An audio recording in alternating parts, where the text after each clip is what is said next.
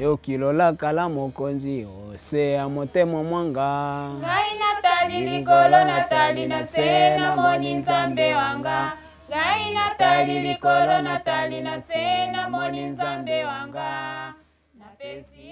Esta vez nuestro viaje misionero nos lleva al noreste de la República Democrática del Congo, específicamente al distrito de Alto Huele, cuya capital es Isiro, antes conocida como Provincia Oriental. La ciudad se encuentra situada entre la selva ecuatorial y la sabana. La mayor parte de la población habla lingala, aunque un porcentaje considerable conoce el suajili. Dentro de Isiro conoceremos un poco más acerca de Mumbere, una aldea multiétnica donde cohabitan por lo menos 35 tribus entre locales y foráneas. Entre estas tribus están los pigmeos, término de origen griego usado para referirse a grupos humanos, cazadores-recolectores que viven en las selvas ecuatoriales africanas y que se caracterizan por su baja estatura. Los hombres miden menos de 1,50 m. Esta población, por muchos años, ha sido considerada la servidumbre de las diversas tribus que por tanto tiempo los han dominado. También conoceremos acerca de la misión comboniana, que con su labor ha logrado cambiar la perspectiva de este pueblo explotado y que además los ha insertado en proyectos de salud y educación. Yo llegué al Congo en 1972, esto es, hace 42 años. Exactamente en enero de 1973 llegué aquí a Mumbere como mi primera misión. La situación que vivíamos entonces estaba bajo la dirección de Mobutu, del Partido Único. La vigilancia era intensa a través de capataces que se llamaban Kandere. Ellos controlaban todo. Eran personas que no tenían ningún valor intelectual, ninguna preparación, ni siquiera humana, pero causaba miedo a la gente, la metían en problemas. De manera particular nos acusaban a nosotros los sacerdotes o venían a la iglesia para escuchar lo que decíamos y referir a las autoridades políticas, quienes estrangulaban un poquito a la gente y querían dominarlo todo. Por lo tanto, no existía una verdadera libertad. Aquí en Mumbere había, sin embargo, un desarrollo que se apoyaba en las plantaciones. Aquí había por lo menos 35 plantaciones que agrupaban a muchísima gente. Los patronos siempre, entre comillas, delegados del Estado, habían contratado a la población para tener la mano de obra. De modo que había gente que venía del sudeste del Congo, de todas partes del mundo. En realidad, Mumbere es una aldea, digamos, multiétnica. Hay por lo menos 35 tribus. Esto pues ayuda a la población a tener un clima más abierto para ayudarse recíprocamente y evitar el aislamiento como por ejemplo Aisiro, Auamba, Rongu, que son monotribales, y entonces la situación es más cerrada. Aquí en cambio hay mucha más apertura precisamente por esta capacidad multiétnica. Y parte de este abanico de tribus son los pigmeos, gente que según palabras del padre Franco ya existía desde hace 3.000 a 4.000 años antes de Cristo, en la época de los faraones de Egipto, quienes los compraban como esclavos y los obligaban a trabajar como sirvientes. Se los usaba también para divertir a la gente, en especial en la danza, pues eran excelentes bailarines. Actualmente son el último escalón en la cadena de servicio.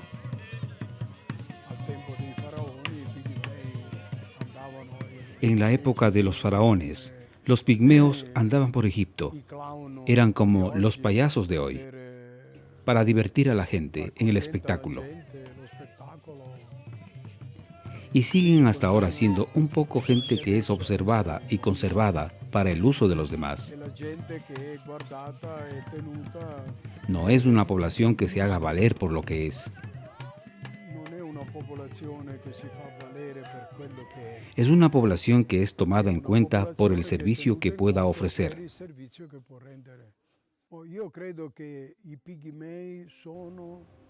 Yo creo que los pigmeos son los verdaderos autóctonos de esta tierra. O sea, a partir del Camerún, con una diagonal que corta el África hasta Ruanda y Burundi. Estas son las selvas principales más densas que no fueron tocadas por la colonización. Eran los lugares naturales de los pigmeos. Otros pueblos, esta es la historia, vinieron a dominar desde el norte los Lotisi, desde el este los Huaudú, que son originarios de Zanzíbar, vinieron a ocupar estas tierras. Entonces los Umbo expulsaron a los pigmeos de su selva. Si tú vas a Camerún ahora, la selva ya no existe. Los pigmeos ya no están allí, porque buscan en dónde vivir. Aquí en el Congo nuestra gran suerte ha sido que no fue una zona accesible. Entonces la selva se conserva todavía tal cual. Pero hacia el este, en donde ya han comenzado a trazar las vías, hay una deforestación muy grande. Talan el bosque y envían todo el producto de la madera que no se queda en el Congo. Hoy en día a los pigmeos se los utiliza como obreros, mano de obra no pagada o a bajo precio. De hecho, existe la tradición aquí de que los actuales pigmeos son la herencia que los antepasados han dejado a las tribus más dominantes, especialmente a los bantú. Sí, la gente tenía estos grupos de pigmeos bajo su dependencia. Vivían, comían al servicio del patrón. El patrón los mantenía, pero ejecutaban todo trabajo que requerían estos patronos. Por ejemplo, en Tirocongo, en una ocasión, como era la primera vez en que entraban en una zona para buscar un grupo de pigmeos, trataron de localizar a los pigmeos y estos, ¿en dónde se encontraban? A lo largo del camino se encontraba la casa del patrón. Detrás de la casa del patrón, ¿qué había? La cocina del patrón, una especie de cobertizo para hacer secar los platos. Luego, ¿qué había? El gallinero y el retrete del patrón. Tras del gallinero y el retrete del patrón estaba el campamento del pigmeo. Entonces le dije al pigmeo: ¿son ustedes animales de este patrón que les humilla o son personas que merecen respeto? Si son personas que merecen respeto, ¿por qué no salen afuera, lejos del retrete, lejos del gallinero del patrón, y se colocan cerca del camino, en donde puedan construir sus casitas, sus campamentos, a la vista de la gente, sin esconderse de nadie? En el campo que es trabajado por los pigmeos y que es el campo del patrón, sacan la yuca y comen. Van a romper el puntú o maíz y comen. Van a cortar un racimo de plátanos y comen. Pero comen siempre como gente que es de la familia del patrón. Pero no tendrán nunca ni libertad ni progreso. Son más o menos 25 años desde que la misión componiana ha intentado cambiar esta estructura social. No ha sido un trabajo fácil, tomando en cuenta que a las tribus más numerosas y fuertes les resulta muy conveniente mantener el sistema, tal como nos cuenta el padre Franco. Hace 25 años iniciamos una actividad más específica con ellos. Desde un principio ha sido difícil, porque, por ejemplo, cuando el padre Pietro Bardo, uno que empezó aquí en Múmbere de modo particular esta actividad, de manera sistemática iba a buscar a los pigmeos en la selva, pero muchas veces no los encontraba. ¿Por qué? Porque los patronos habían expulsado a los pigmeos cuando supieron el programa del padre. mandándolos a otro lugar para que el padre no los encontrara, y decían: el padre blanco viene y me come.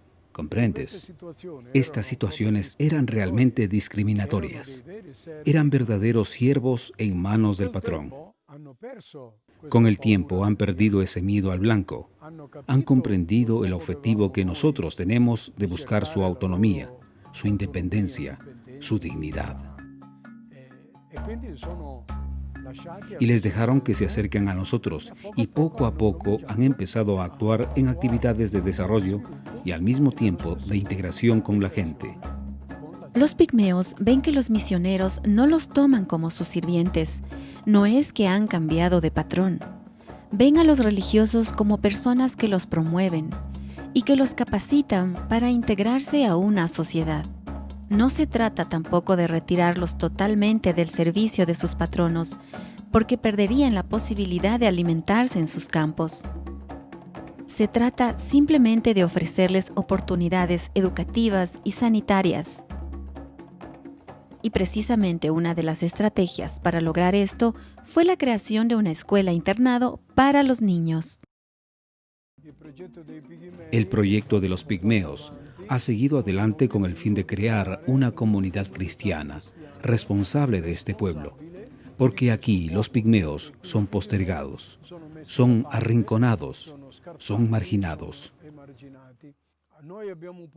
Nosotros hemos apuntado el objetivo sobre la escuela porque los pigmeos adultos no cambiarán nunca sus ideas y sus formas de vivir. La esperanza de tener un pueblo nuevo son los muchachos. Aquí existe ya la segunda generación de pigmeos, es decir, los padres de estos niños que están allí en el colegio. Son personas que disfrutan de estas viviendas.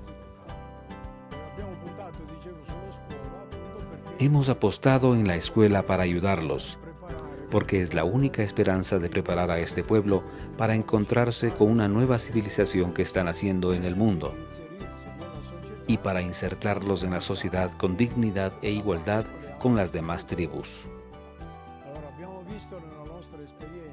Hemos visto por nuestra experiencia que los pigmeos no van a las escuelas públicas de las aldeas. Van durante 3 días y nada más. Entonces interrumpen la frecuencia escolástica. Repiten el curso y se sienten humillados frente a los demás niños más pequeños. Entonces hemos dicho, no podemos hacer el primero y segundo año de la escuela en sus casas. Pero tampoco podemos separarlos de sus padres. Entonces hemos creado este colegio en 1993 preguntando a los padres, ¿nos enviarán a sus niños? Los padres estaban contentos. Entonces los niños vinieron enviados por sus padres, a los cuales hemos dicho, si quieren que sus hijos vengan aquí, deben construir los planteles. El primer colegio de los pigmeos ha sido construido precisamente bajo estas palmeras, en un terreno más libre, donde han comenzado la construcción de estos lugares con lodo y troncos de árboles. Hasta que después de transcurrir varios años, en el año 1995, hemos construido con ladrillos estos ambientes. Los padres han enviado a estos muchachos. Ellos vienen de unas 30 aldeas en el territorio de la parroquia, a una distancia de 30, 35 y 40 kilómetros.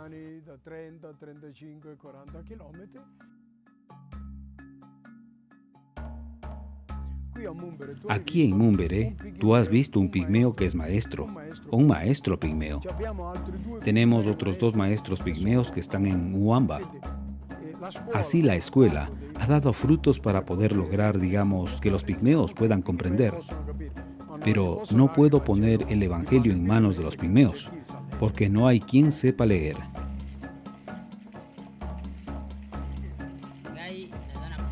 Quiero o deseo que mi pueblo, el pueblo pigmeo, sea como yo, que abran los ojos, que no sea un pueblo dependiente de otros pueblos, que viva la justicia y no se dejen engañar, que sea un pueblo capaz de enfrentarse con otro pueblo. Personalmente pienso que el trabajo que ustedes están haciendo es bueno, porque estamos mirando los resultados. Hoy tenemos a los profesores y a algunos médicos que son fruto de su trabajo.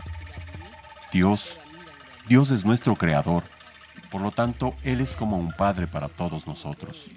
Jesús es nuestro hermano que vino antes que nosotros. Él es nuestro hermano mayor.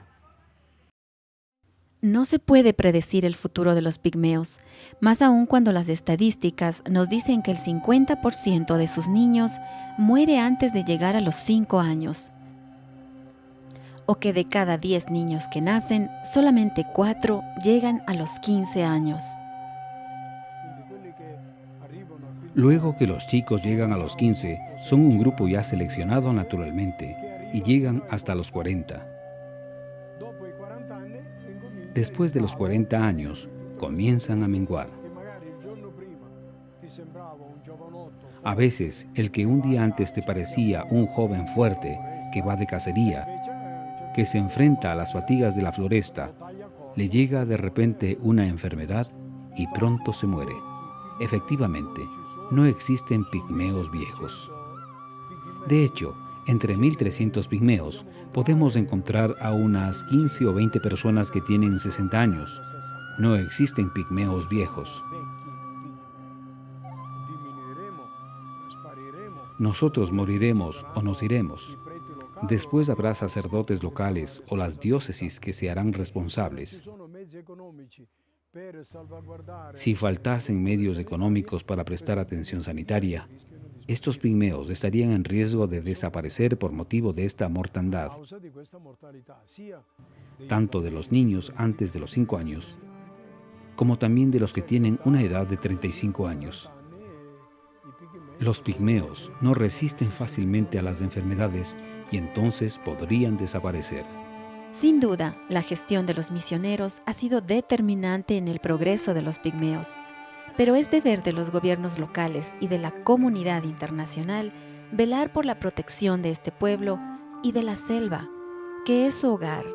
En ella habitan, de ella se alimentan, allí forman sus familias y es el lugar donde plasman sus costumbres y tradiciones.